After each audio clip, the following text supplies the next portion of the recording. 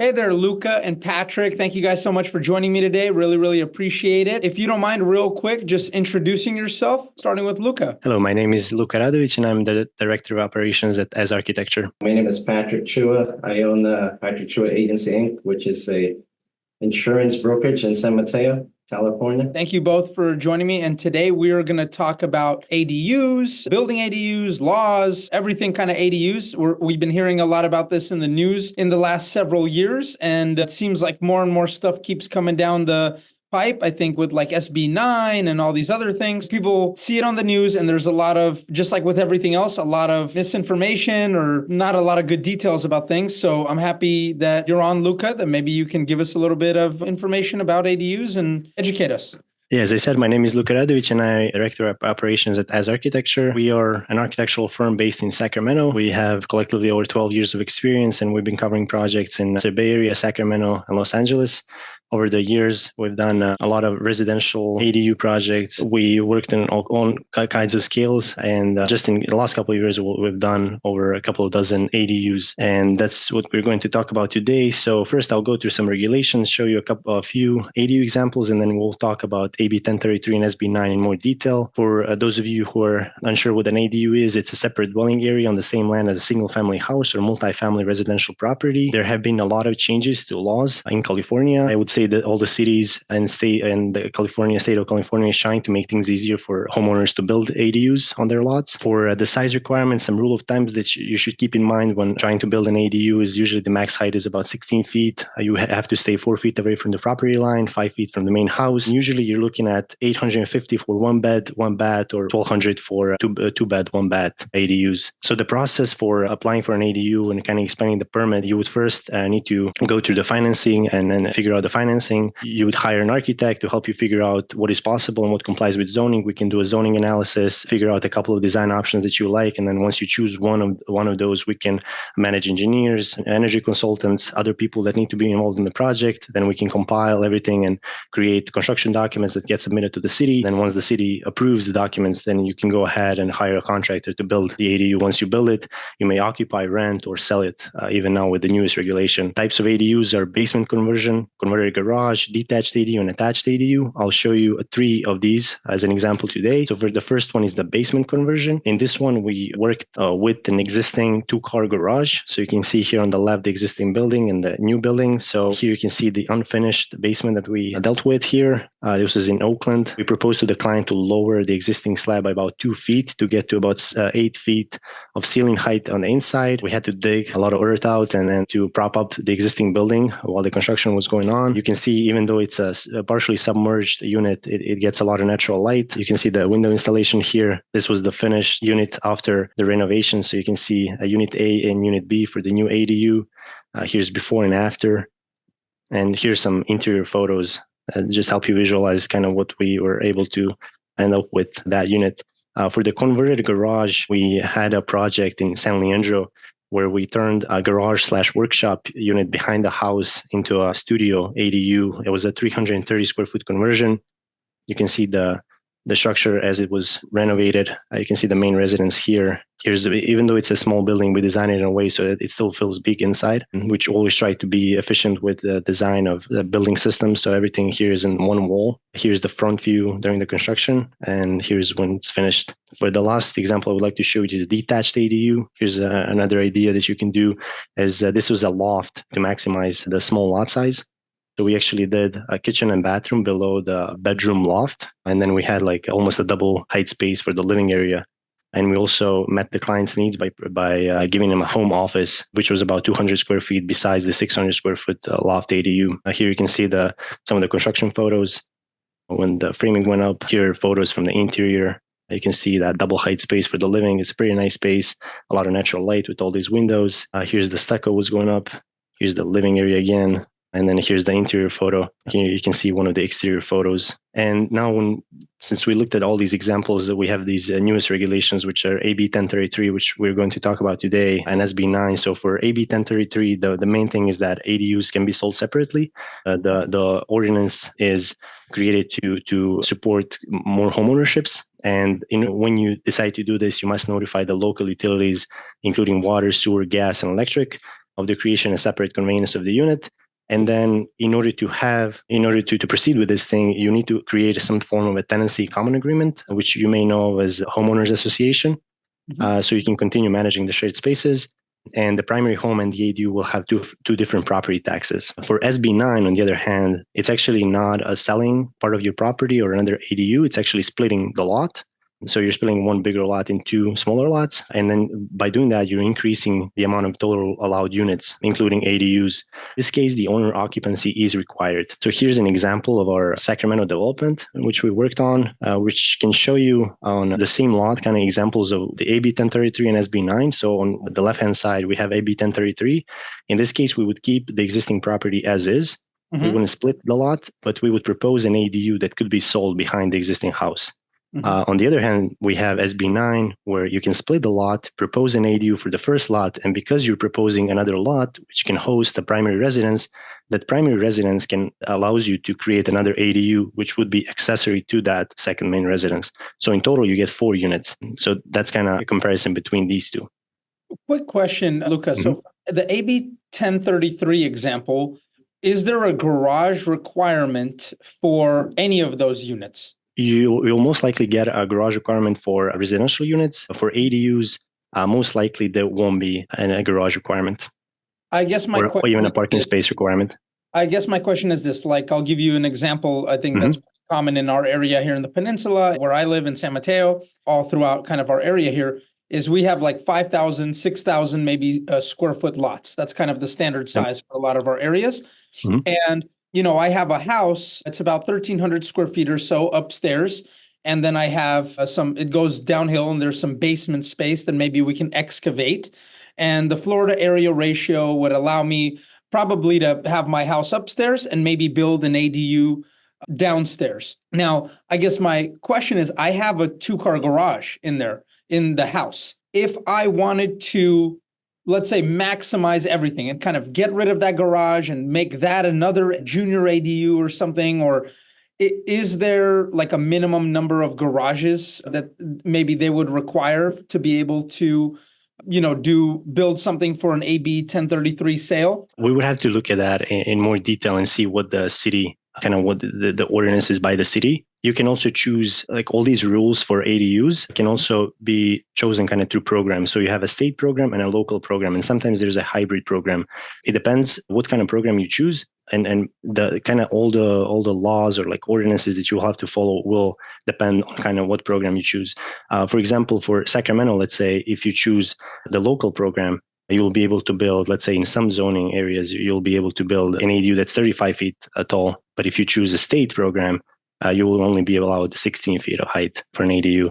So yeah, you just have to look at each city individually and just in more detail. To each city, to the municipality. Yeah. So it sounds like basically pretty much everybody's first step is to contact you to look at their individual house, where they're at, et cetera, et cetera. And then we also have the additional, in our area, we're very dense, right? In San Mateo County, people are fighting for every square foot, and throughout Silicon Valley, pretty much. And so it sounds like basically, we have the cities, we have unincorporated areas, we have a lot of different things. So, okay, so it sounds like first step is to definitely contact you. All right, thank you. I would just like to say for all of the projects, it's always the team effort. So you definitely want to be in touch with a real estate agent like Joe. You want to get in touch with loan officers, architects, engineer, policymakers, local jurisdiction contractors, insurance agents like Patrick. Yeah, exactly. Yeah, you'll need insurance. And architects can definitely help during the design process, during the permitting process. We can manage engineers, contractors, and everybody who is contributing to the construction documents that need to be permitted. Are you seeing a project like this take, I guess, again, it probably depends heavily on municipality and which program you're doing and people's individual preferences and things. But I guess, let's say, in a basic example, let's say, hey, look, like, I have a house, I have a basement area. Let's just make that basement an ADU. I'm in San Mateo. What do you think, like, an average, and I'm a pretty easy client, maybe most people aren't, but let's say I am, and I'm just like, all right, whatever your recommendation, let's maximize what we can. What do you think, like, a reasonable timeline is for time from, hiring you and your company until I have shovel ready, approval, right? which means that basically, all right, shovel ready means you can start working. That's A. How long does that take? And then B, well, actually, let's start with A because construction is Yeah. obviously going to be, is there a foundation? Is there Yeah, basically exactly. what is what? Yeah. Okay.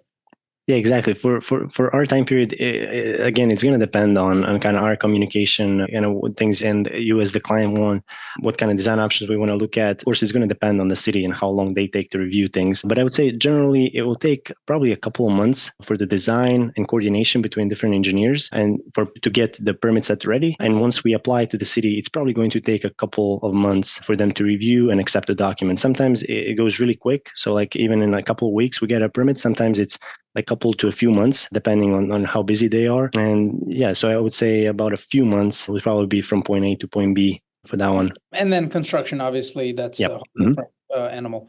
So, okay, that sounds great. And then based on these laws that have come out, already SB9 and AB 1033 and whatever else, I think there was a few years ago in 2019 was the one that initially expedited ADUs being built, right? With all these laws coming out and, it seems like California's commitment to trying to create new housing from these, what originally was zoned as single family homes, and they're, and them seeming like they're trying to push turning those into multi-units and adding more units in places. Are you seeing an increased demand for your services? Like, is it crazy busy for you nowadays, or? Yes. So I think more and more people are looking into ADUs, and especially considering how expensive the houses are and how expensive it is, for example, for first-time home buyers to get to that point to buy a house. I mean, I think SB 1033 is a great way to start with real estate, right? To own that first property because it's definitely much cheaper. And I think for those who already own property, it's a great way to maximize the lot and build more units. I think we were part of a different presentation, and there was a policymaker and a loan officer, and we were notified by the policymaker that there's currently, out of all projects that are constructed in California, 25% of those are ADUs, which is an interesting data, and I think it's great. So yeah, definitely. For me personally, that would be great to be able to build an ADU that maybe I can rent, maybe later I can move into or move our daughter into, and just having that flexibility. And with these changes, I think what's good is that it prevents municipalities from dragging this along or not allowing things, et cetera. So I think you should be able to kind of do what you want within reason at your own property. So I think it's kind of good that makes it easier for people to do this. But, there's a bunch of people out there who probably disagree as well. So cool. Thank you so much, Luka. Really, really appreciate it. Patrick, if you wanted to maybe jump in and tell us, a little bit about how the insurance world works related to this. That was, great presentation, Luka. Definitely lays out, pretty simply the steps, and taking from what your presentation showed in terms of how to start or, where to start. Well, the first thing is to get financing, right? Well, one form of financing you might end up with is a construction loan, right? Well, whether it be construction loan or some other form of financing to get the ADU project started, one thing to consider is to get builder's risk insurance. A builder's risk insurance is certainly required for a construction loan, but even if it's not required, it's a great idea to have it, right? Because what it is for is it ensures the construction project while the ADU is being built. If it were to, get damaged, whether it be like fire, smoke, or water, or vandalism, or theft, right? Then you have insurance to protect your investment, right? Because without this builder's risk insurance, then you'll be up the creek. You won't, you might be having to put in more money to continue the project, or not be able to continue it at all. Once you have that in place, then you can feel, confident that your project can proceed. And if something were to happen, then you'll be protected, right? You can also add coverages towards soft costs, in case like you need additional permitting or architect fees or the interest on the loan that you're paying to this builder's risk policy. So it's definitely a must-have. With obviously all of the kind of drama in the insurance industry in California, I guess, are you seeing any, common issues that maybe, people should look out for or be prepared for as it relates to ADUs? Yeah. And that's exactly, that's related to the next step on this whole process. So, let's say let's say your ADU is built, right? Well, the next step is obviously to get insurance. But as you know, with the crazy times in insurance here in California these days, it's not as easy as before, right? So this is where maybe, knowing a little bit of what's out there in terms of the restrictions, in terms of getting insurance for an ADU would benefit your planning in constructing an ADU, right? So for example, if you're going to build an ADU, you have all those different options to get an attached ADU, like a junior ADU conversion, or detached, right? Well, one thing to consider these days is not all carriers are writing. And depending on how you're going to use the ADU you're building, not all carriers are able to do landlord insurance, which would be required if you're planning to rent it out. Or not all carriers are able to do short-term rental insurance if you're planning to use it more like an Airbnb type of rental, right? So maybe knowing sort of what you plan to do with the ADU can guide you through how you can get insurance for it, right? So for example, if it's attached, like a junior ADU or a conversion where it's attached to the dwelling structure, well, the way you would insure that would be that one's a little bit easier because you would just increase your overall replacement cost on the existing structure because you just added to it, right? But if it's related to a detached structure, another structure on your lot, which is the ADU, well, that would be under a separate structure or other structure coverage on your insurance policy.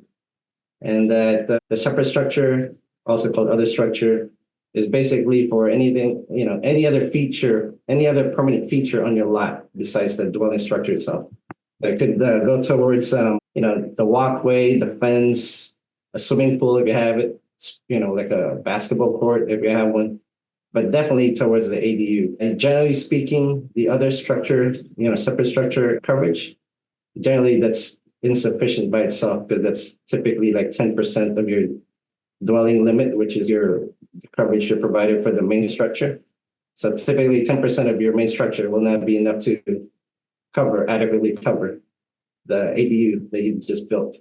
So you'd have to insure that separately, and different carriers have different ways of going about that. So it depends on who you're with, but some carriers like Farmers, they have a separate structure endorsement where you can schedule that structure, which is the ADU, individually.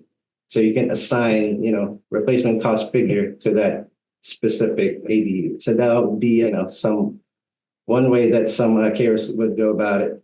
But another thing to consider is just, especially with the difficulty in obtaining insurance these days and, complexity of it all, is if you can have a separate address for your ADU, right? And, Luka will probably be able to, say more about this in terms of, I think this is like based on local ordinance as far as being able to put on a separate address. But but if you can put on a separate address for the detached ADU, especially, it makes it that much easier to insure it because you have more options, because you don't have to tie it to your primary home policy.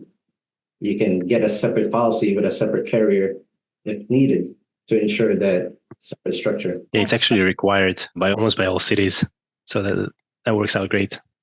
Yeah, in that case, then even better. Makes it easier for insurability. I think my main takeaway here is that if you're a homeowner or a potential home buyer, and you're considering doing something like this, it's really important to really specifically speak with professionals like yourselves or you guys and start planning. So for instance, if you are a homeowner, or like me, if I'm looking to build an ADU downstairs, before I finalize things, like maybe I get started talking to Luka and figure things out, and we kind of say, okay, tentatively, this sounds like a good plan, to reach out to my lender, to reach out to you, Patrick, and say, here's kind of our plans. What do you think? Is there something we're not seeing here? Because you might say, well, no, hold on. This plan is good, but we have to change this one little detail here because that's going to be a difference of you either getting insurance or not getting insurance, or the insurance being an extra $1,000 a month, a year, or whatever it is. So I think it's really important that whoever's watching this,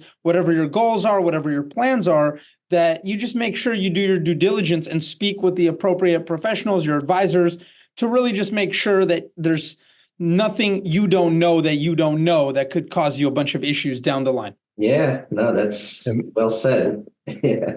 I mean, Thank you, guys. now more than ever, right? You have to really, before you cross the threshold of, Well, with all the trouble. regulations and everything and all the difficulties, yeah, for sure. Yeah, no, that's for sure. But really, like you said, whatever plans you have related to property insurance California, it's definitely good to reach out to your agent so you know what to expect. Yeah. Cool. Well, thank you guys so much. I really appreciate it. I'm going to put your contact information. People are going to be able to find it wherever they're watching this video.